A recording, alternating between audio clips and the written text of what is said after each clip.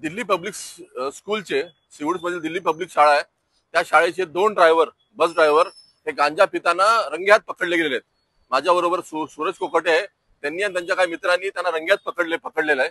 आणि त्यानंतर त्या दोन्ही बस ड्रायव्हरला हे शाळा प्रशासनाकडे घेऊन गेले आणि शाळा प्रशासनाने त्यांना दमही दिलाय आणि त्यांना जाबही विचारलेला आहे। आणि त्यानंतर हे दोन्ही ड्रायव्हर पळून गेलेले आहेत।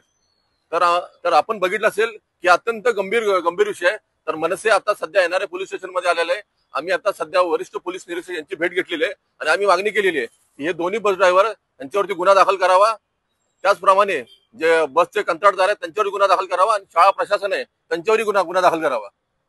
आपण बघितलं असेल की काही महिन्यांपूर्वी की दिल्ली पब्लिक स्कूलच्या एका 5 वर्षाच्या मुलावरती एका बस ड्रायव्हरने लैंगिक अत्याचार केले होते आणि त्यावेळी ही डीपीएस शाळेमध्ये खूप मोठं जन आंदोलन उभं झालं होतं आणि त्यावेळी हे शाळेच्या तमाम पालकांनी आरोप केला होता की तो जो बस ड्रायव्हर आहे तो गांजाचं सेवन करायचा, पण त्याची त्यावेळी शहानिशा झाली नाही आणि त्या बाबीचं आपण बघितलं की शाळा प्रशासनाने हे इन्कार केला होता। पण आता ह्या गोष्टी समोर आलेल्या आहेत।